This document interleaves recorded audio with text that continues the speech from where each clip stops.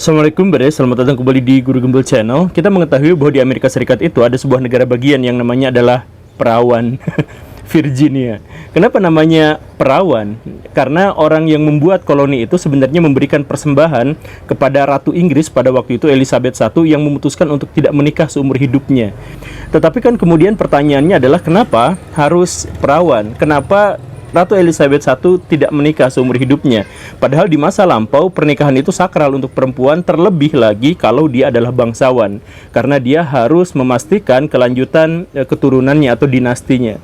Nah, ada banyak sekali spekulasi dan teori terkait dengan kenapa Elizabeth I tidak menikah. Ada yang mengatakan bahwa dia trauma melihat keluarga-keluarganya yang ibunya, kakaknya yang menikah dan mereka gagal dalam pernikahan itu sehingga hidup dalam penderitaan. Ada juga yang mengatakan bahwa Ratu Elizabeth pada waktu itu sudah tahu bahwa dirinya itu mandul dan malu kalau ketahuan bahwa dirinya mandul, maka dia tidak menikah seumur hidupnya dan lain sebagainya. Tapi ada sebuah teori yang sangat unik, yaitu bahwa Ratu Elizabeth itu tidak menikah gara-gara takut ketahuan bahwa dirinya sebenarnya adalah laki-laki. Jadi apakah ini terkait dengan LGBT? Simak videonya sampai tuntas. Kita akan berbicara tentang salah satu konspirasi terbesar dalam kerajaan Inggris. Ayo kita mulai.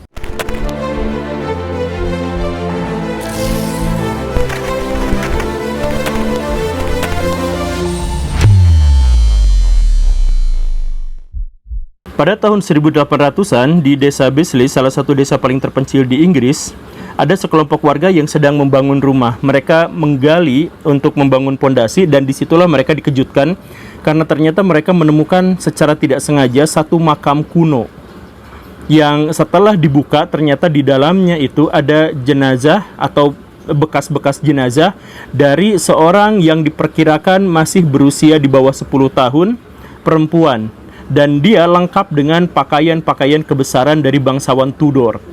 Ini salah satu yang sangat penting dan mengerikan karena bangsawan Tudor itu adalah bangsawan yang pernah berkuasa di Inggris dan menelukan raja-raja besar. Bagaimana ceritanya ada seorang dari anggota bangsawan Tudor yang meninggal dan dimakamkan di sini dengan cara seperti itu? Kalau dia benar-benar bangsawan, maka setidaknya makamnya itu dijaga. Setidaknya makamnya itu ada batu nisannya. Ini tidak ada. Tetapi kalau misalkan dia adalah rakyat jelata, maka ini juga lebih membingungkan bagaimana ceritanya rakyat jelata memiliki gaun dengan banyak sekali emblem-emblem dari dinasti Tudor.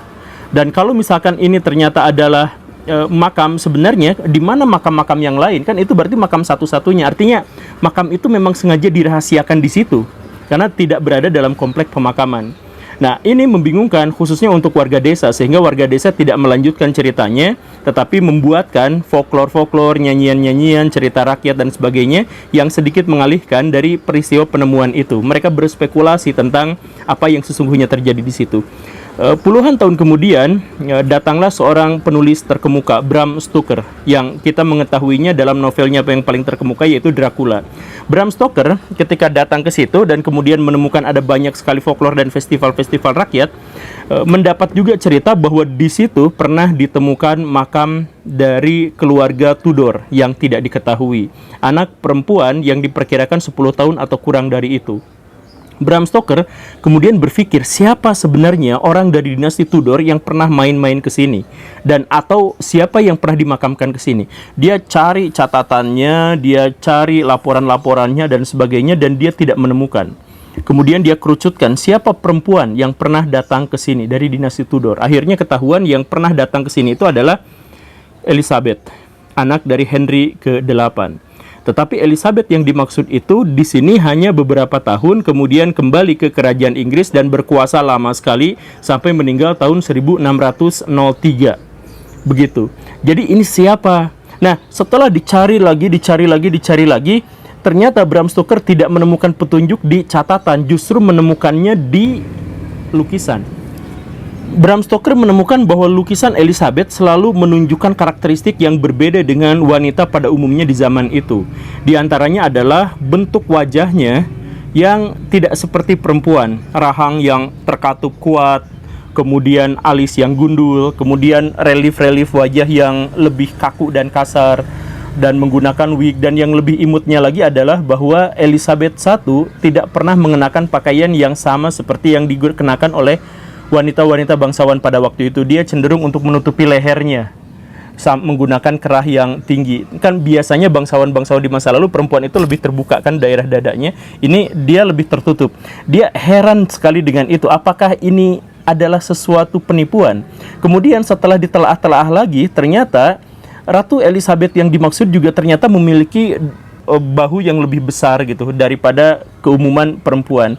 Dia berpikir apakah ini adalah penyamaran, apakah ini adalah laki-laki. Kemudian dia cari riwayat-riwayat yang terkait dengan ini dan menemukan ada beberapa kejanggalan berikutnya, yaitu bahwa Ratu Elizabeth selalu digambarkan sebagai perempuan yang sangat tomboy, perempuan yang sangat pemberani untuk zamannya dan lain sebagainya. Dan ada beberapa kutipan yang sampai dikatakan bahwa saya ini memang perempuan tetapi berjiwa laki-laki, saya tidak takut pada siapapun dan lain sebagainya, yang kemudian dia tafsirkan oleh Bram Stoker sebenarnya ini adalah peluapan hatinya bahwa sebenarnya dia memang laki-laki, bukan perempuan. Ditambah lagi ada kejanggalan masih terkait dengan penampilannya, yaitu bahwa Ratu Elizabeth selalu menggunakan wig dan selalu menggunakan make up yang tebal, dan tidak ada orang yang pernah melihatnya dalam kondisi polos tanpa make up kecuali Kate Ashley dan suaminya, bangsawan yang dia angkat sendiri. Jadi selain dua orang itu tidak pernah ada yang bertemu dengannya tanpa riasan-riasan. Apakah dia sebenarnya adalah laki-laki, dan adakah hubungannya dengan gadis yang ditemukan di desa Besley itu? Kalau Baraya ceritanya sekarang jadi Bram Stoker, apakah Baraya bisa mengungkap misteri ini? Di satu sisi Ratu Elizabeth ini mirip sekali dengan laki-laki dan nampaknya dia memang laki-laki, tetapi di sisi lain ditemukan sebuah makam yang dari dinasti Tudor yang mungkin saja itu adalah Elizabeth I waktu kecil. Apakah ada pertukaran di antaranya? Kemudian Bram Stoker berusaha lagi untuk mencari sumber-sumber, tidak ditemukan yang tertulis, tetapi di desa itu kaya sekali dengan folklore, kaya sekali dengan cerita-cerita rakyat yang tadi itu. Dan setelah disusun, akhirnya muncullah sebuah hipotesis. Hipotesis itu menjelaskan dimulai dari kekejaman yang dilakukan oleh Henry ke-8.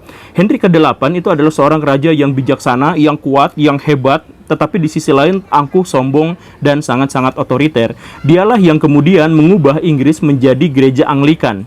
Jadi kan pada waktu itu terjadi reformasi gereja kan. Jadi sebagian memihak menjadi Katolik, sebagian yang lain menjadi Protestan. Nah, Inggris pada waktu itu sebenarnya cenderung pada Katolik, tetap pada Katolik sebenarnya. Tetapi Raja Henry ke-8 selalu membangga-banggakan kelaki-lakian, kemaskulinan. Makanya dia selalu pengen punya anak laki-laki.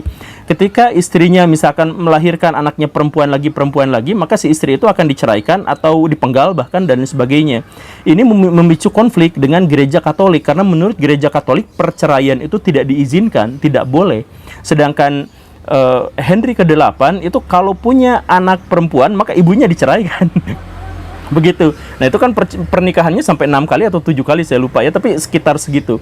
Nah, karena itu maka Raja Henry itu akhirnya memutuskan hubungan dengan gereja Katolik Roma. Saya nggak akan bayar lagi upeti ke mereka, saya nggak akan apa-apa lagi. Jadi gereja Anglikan didirikan pada waktu itu. Jadi ritus-ritus apa-apanya semuanya kayak orang Katolik, tetapi menolak gereja Katolik. Jadi disebut Protestan enggak, disebut Katolik juga enggak ya. Jadi gereja Anglikan gitu. Nah, Raja Henry yang seperti itu akhirnya punya istri kedua. Nah, istri kedua itu akhirnya melahirkan Elizabeth. Nah, karena melahirkannya ternyata adalah perempuan lagi, istri yang ini juga akhirnya diceraikan, bahkan dipenggal. Ya karena ya urusan-urusan politik gitulah, akhirnya dipenggal. Dan tapi anaknya tetap menjadi putri raja. Cuman anaknya ini benar-benar tidak dekat dengan ayahnya, karena ayahnya itu benar-benar masculinity kompleks gitu. Jadi wow, cowok-cowok banget gitu. Jadi jarang main sama anaknya dan sebagainya. Nah, kemudian cerita Bram Stoker berlanjut. Sekitar tahun 1500-an itu ada sebuah wabah penyakit di Inggris, di ibu kota, yang menyebabkan banyak sekali orang yang meninggal gara-gara penyakit itu. Nah, karenanya Elizabeth yang tinggal di ibu kota kemudian diungsikan ke sebuah daerah yang sekarang namanya Bensley itu, yang tadi itu, desa kecil itu. Diungsikan di sana dengan harapan bahwa si anak itu bebas dari segala jenis wabah begitu. Nah, tetapi di luar dugaan ternyata anak yang dimaksud itu sudah kena sama penyakitnya. Sehingga hari demi hari dilalui di desa itu dengan penuh keprihatinan, makin sakit dan akhirnya meninggal. Kate Ashley pada waktu itu yang mengasuhnya itu kebingungan, gimana ini anak bangsawan yang dititipkan kepada saya kok malah meninggal. Dan di saat dia meninggal, muncullah kabar bahwa Henry ke-8 itu akan datang menjenguk anaknya, putrinya itu. Kate Ashley yang pada waktu itu pengurus itu panik luar biasa. Rajanya itu memang bijak, memang memberikan kemakmuran pada rakyat, tapi kejamnya tuh luar biasa. Kalau saya ketahuan tidak bisa menjaga nyawa anaknya, pasti itu dihukum mati. Dan dihukum matinya itu bukan hanya dihukum mati, bisa saja disiksa pelan-pelan duluan. Istrinya saja dipenggal, apalagi saya yang cuman rakyat biasa. Kan dia bingung dan semakin lama akhirnya dia menemukan sebuah solusi. Dia harus menipu raja itu dengan mencari anak yang mirip dengan Elizabeth. Tetapi tidak ditemukan. Yang ditemukan justru adalah teman Elizabeth pada waktu itu di desa itu. Yang sayangnya adalah seorang laki-laki. Tetapi gak apa-apa karena laki-laki ini adalah yang paling mirip ciri-ciri fisiknya, tingginya, usianya, beratnya, kurusnya dengan Elizabeth I. Namanya adalah Neville. Jadi ketika raja datang, Neville sudah didandani sebagai perempuan, sebagai Elizabeth I. Dan Raja Henry pada waktu itu tidak menyadari bahwa anaknya sudah diganti. Karena apa? Karena pertama, Henry memang tidak terlalu akrab dan dekat dengan anak-anak perempuannya. Kemudian yang kedua, pada waktu itu Henry sedang dalam kondisi lelah dan dia hanya menengok, lihat semuanya kondisinya baik-baik saja. Kemudian dia beristirahat dan kemudian melanjutkan perjalanan. Nah, nanti setelah ini semakin besar baru dibawa ke ibu kota setelah semua wabahnya selesai. Begitu ceritanya. Nah, Neville itu pada waktu itu sukses untuk menyamar sebagai Elizabeth. Setelah diajarkan bagaimana begini dan begitu, dia dibawa ke istana. Setelah di situ, dia ada beberapa perubahan karakteristik. Misalkan dia menjadi lebih kan kalau Elizabeth yang asli itu pendiam, murung, ketawa sendiri, kayak gitu. Ini lebih pecicilan, lebih apa gitu, dan lebih bodoh ketika belajar gitu. Ada beberapa gurunya yang menyadari perubahan ini, tetapi ya dianggapnya kan masa pertumbuhan, jadi wajar seperti itu gitu. Dan akhirnya ketika dia berkuasa, dia kemudian mengangkat Kate Ashley yang tadi itu dan suaminya sebagai bangsawan, dan merekalah yang boleh ngobrol secara intim dengan Elizabeth I. Begitu. Nah, inilah cerita atau plot yang dibuat oleh Bram Stoker untuk menjelaskan apa hubungan antara lukisan-lukisan Elizabeth yang terkesan sangat maskulin secara fisik dengan penemuan jenazah dari dinasti Tudor yang dirahasiakan. Kisah ini menarik dan tentu saja kontroversial, cuman berbagai bantahan terkait dengan versi ini adalah bantahan yang terkait dengan ideologis. Misalkan bahwa ini mah cerita seksis gitu. Emang kalau cewek tomboy gak boleh, emang kalau cewek itu berkuasa dan kejam gak boleh gitu.